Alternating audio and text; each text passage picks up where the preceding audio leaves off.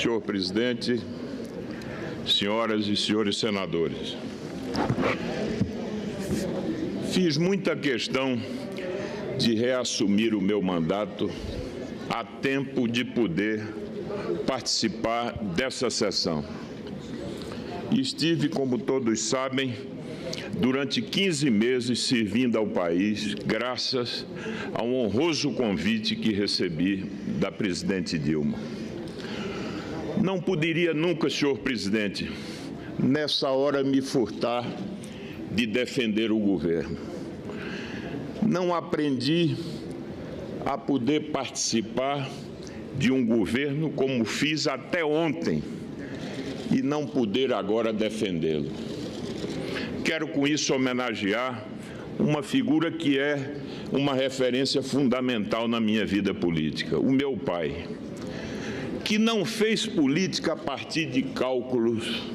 ou de um pragmatismo rasteiro, que seguramente, senhor presidente, deixou de conquistar posições na vida pública, mas não perdeu em nenhum momento a coerência, a lealdade que são e que se constituem nos atributos que eu gostaria de, nesse momento, homenagear. Por tudo isso, senhor presidente, não poderia deixar de, nessa hora, destacar e oferecer um testemunho do apoio que recebi restrito da presidente Dilma, para que pudesse, ao longo desse período, promover um esforço importante na área de exportação e que se traduziu, inclusive, na celebração de importantes acordos que contribuirão para aumentar, ampliar a inserção externa do Brasil. Acordos esses que se deram não apenas na perspectiva da melhoria do acesso a mercados, da desgravação tarifária,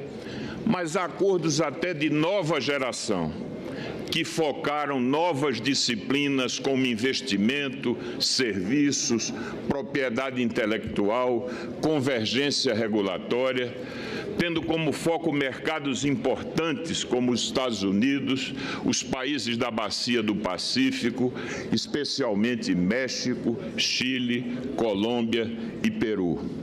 Portanto, em nenhum momento nos faltou o apoio incondicional da presidente Dilma. Mas, senhoras e senhores senadores, por integrar a equipe econômica do governo, eu quero também homenagear os ministros Levi e Nelson Barbosa, que ofereceram, cada um a seu tempo, uma extraordinária contribuição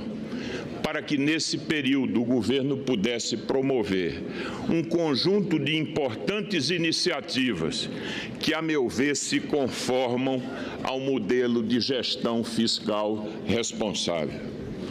Gostaria, por exemplo, de destacar medidas que, de alguma maneira, impactaram o próprio setor produtivo,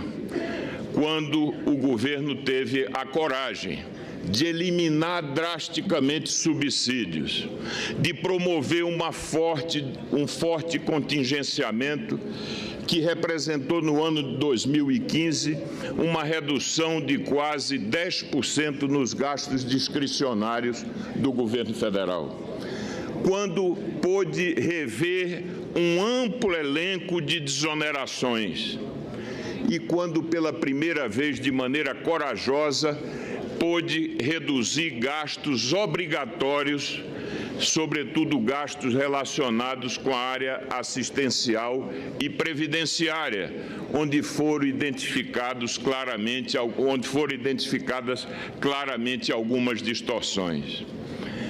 Portanto, senhor presidente, eu não poderia deixar de dar esse testemunho de que agora, quando se justifica a iniciativa do processo de impeachment, centrando toda a argumentação na questão fiscal, eu não poderia deixar de destacar um conjunto de importantes medidas que o governo adotou nesse período e também dizer que algumas não se completaram exatamente pelo clima de forte disputa e polarização que também esteve em todos os momentos presente aqui no Congresso Nacional. Eu destacaria o aumento da TJLP com redução dos subsídios das novas operações do PSI, na redução do repasse para subsídios na conta de energia, na recomposição do IPI sobre automóveis, na revisão das regras de benefícios do seguro-desemprego, abono salarial e pensões do INSS, na alteração, como já referi, da sistemática de desoneração da folha de pagamento e até mesmo na redução de incentivos que eram oferecidos à exportação, como, por exemplo, o regime do Reintegra, que oferece ao exportador uma compensação pelos resíduos tributários que não são desonerados ao longo da cadeia exportadora. Fui voto vencido em alguns momentos. Sei o que custou a presidente Dilma ter que arbitrar em alguns momentos. E o testemunho que posso oferecer é que nesse período ela sempre se inclinou por uma posição que, ainda que pudesse desagradar alguns setores, pudesse corresponder à medida mais responsável do ponto de vista fiscal. Mas, senhor presidente, a responsabilidade fiscal não é algo que apenas decorre de uma postura do Executivo. A responsabilidade fiscal tem que ser algo também presente nas decisões do Congresso Nacional. E o que nós verificamos é que o Congresso Nacional, ainda que destacando que ofereceu uma contribuição importante a algumas dessas medidas, mas convém, senhor presidente, registrar que em alguns momentos, como decorrência desse processo de luta e de disputa política tão presente, o que se constata